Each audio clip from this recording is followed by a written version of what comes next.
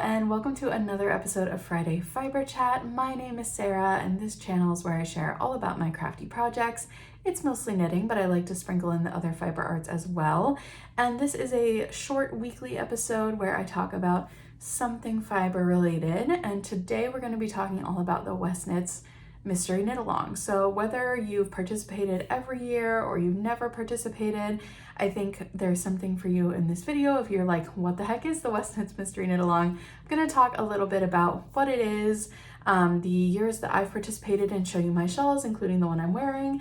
And then I'm going to talk a little bit about this year's MCAL. I'll show you the yarns I'm using and my finished clue 1. So I will give you a heads up when there are going to be spoilers for this year's MCAL. But like I said, I'll give you a special shout out when that's coming up. So let's jump into it. What is the mystery knit along? I kind of like jokingly refer to this as the Super Bowl of the knitting world.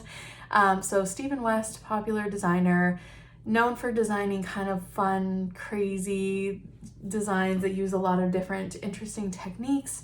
Every October, he hosts the mystery shawl knit along, the WestKnits MCAL. And basically how it works is you sign up, you buy the pattern, you get some guidance before it starts on your yarn selection, like how many colors you need, what types of colors. And then once it starts, a clue, so a quarter of the shawl basically, is released every week for 4 weeks. So there's clue 1, clue 2, clue 3, clue 4 to complete the shawl. And it comes out over the course of a month, so the month of October. I think Stephen's great about saying go at your own pace. Like, I think some years are more realistic to finish in a month than others, but definitely only if you have a lot of knitting time. These are huge projects. They take a long time to finish, but I find them really fun. So this year is my 3rd year participating.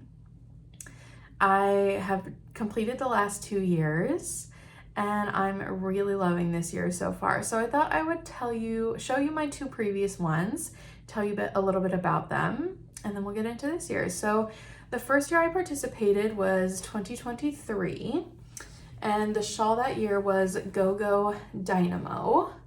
Here is my version. So this was kind of an unfortunate year to jump in as my first one. Those of you who knitted or were following at the time may remember that there was some controversy around this design. The initial clue was kind of this square center portion, and when it was released, there was a symbol seen in it that I'm not going to get too into it. If you know, you know, but the clue was changed because it was offensive to a lot of people. So again, not going to get too into it. If you know, you know, but yeah, there was kind of a lot of drama around the beginning of this clue. I'm glad Stephen changed it. I thought he handled it as well as he could have. But regardless, I had practically finished knitting the first clue, and then I had to start over and change the design. And I think a lot of people were in that boat. And like I said, this is a lot of knitting, so that was kind of frustrating, and it was my first time doing it, so again, frustrating. But I decided to do something totally different, not even the like revised clue. I was inspired by Yana of Finished Knitting Stories to do a granny square instead. So I have a granny square at the center of mine, a crochet granny square, and I really love how it looks. I thought that was such a great solution. So yeah, the clue 1 here was the granny square portion, and then these 4 stripes here. The second clue were these kind of eyelet stripes going out on both sides. Clue 3 was this really cool slip stitch section that came out to a point. And then clue 4 was the dip stitch border, and we finished it with some fringe. So here it is. It's absolutely giant. I love the shape of this one though, how it kind of has that flat bottom. I love the fringe, the tassels. I'm so glad I added those. And I really love my color palette. So it was supposed to be like a gradient, and I think it was super effective. I did buy one of the WestKnits kit this year since it was my first year doing it. And I believe my yarns were Mamanoki yarns. I think they're non-superwash. Forgive me, I don't have all the yarn details to hand for these two, but yeah, really enjoyed that one. And I do wear that quite a bit. It's a little bit warmer, so especially when it's really chilly in the winter, I love to wrap up in that one and have all the tassels. It's really cozy. So that was the first year. Last year, I participated and we made this one, which was Go-Go Dynamo. This is definitely, I don't know, I hate to pick a favorite, but I love this one. And it was also much more manageable to knit, at least for me. I did not finish Geo Gradient in 4 weeks. It took me about 7 weeks. But I was able to finish Go-Go Dynamo in the 4-week period. And the construction was really interesting, and it's still totally huge. So this one only used 2 colors. So I used this kind of raspberry and then this fun speckle, as well as a bit of mohair. I had some mohair in this one as well. So yeah, for this one, this portion here, these scallops, that was clue 1, which was really interesting. We kind of started in the middle. Clue 2 was down here, these bubbles and brioche stripes. Clue 3 was this really fun border with all these short row triangles. And then for clue 4, we actually picked up along here and knit this whole portion in using some slip stitches and some little bobbles. And I think it's really effective and super pretty. I really love this one. It's also super easy to wear and really cozy. So I do tend to wear this one a lot. It's probably the one that I wear most often. Whether I'm just like wrapping it around like this or wearing it like a scarf, kind of how I had it before, but I do reach for this one a lot. I really like it. This section looks so cool. It's just super graphic and I love it. I will say I don't wear these out of the house too often because as you can see, they're a bit wild. They're very eye-catching, they're very graphic, and I'm not opposed to a bright color or a wild print, but they're a little crazy.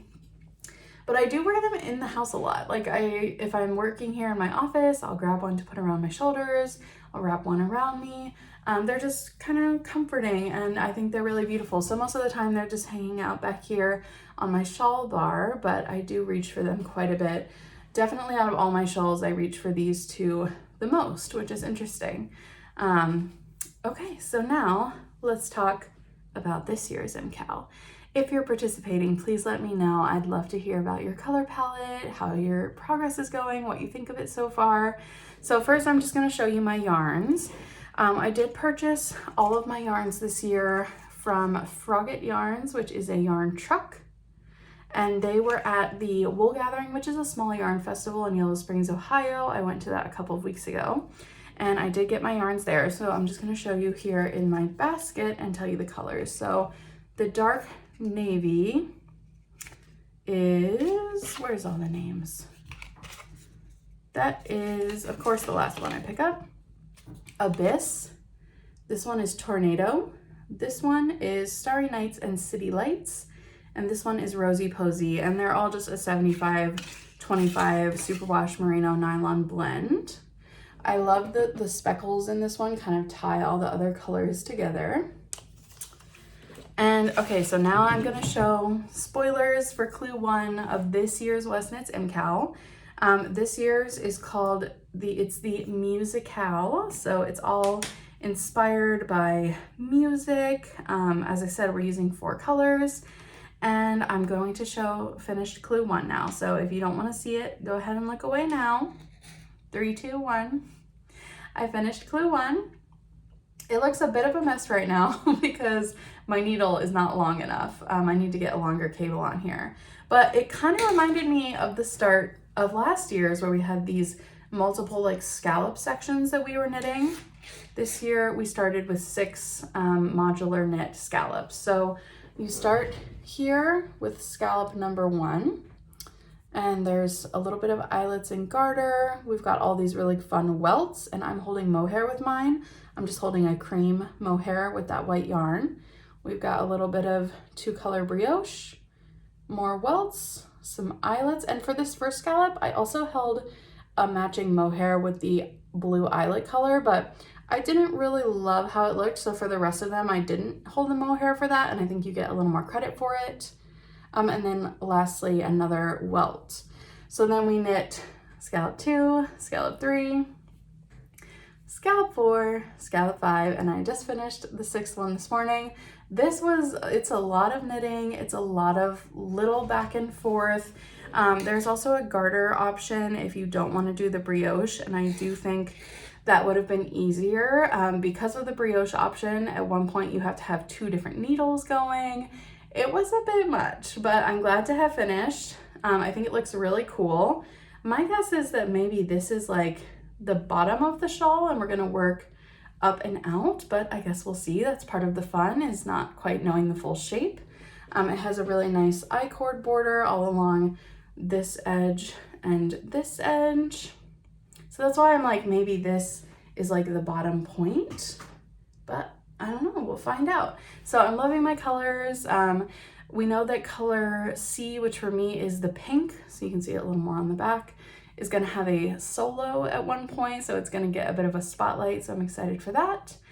And what else? There were 1.5 million ends to weave in on this section. I did just take the time to go in and weave all of those initial ends for this clue. But yeah, there were a lot of them. So I'm ready to start clue 2. I'm very excited.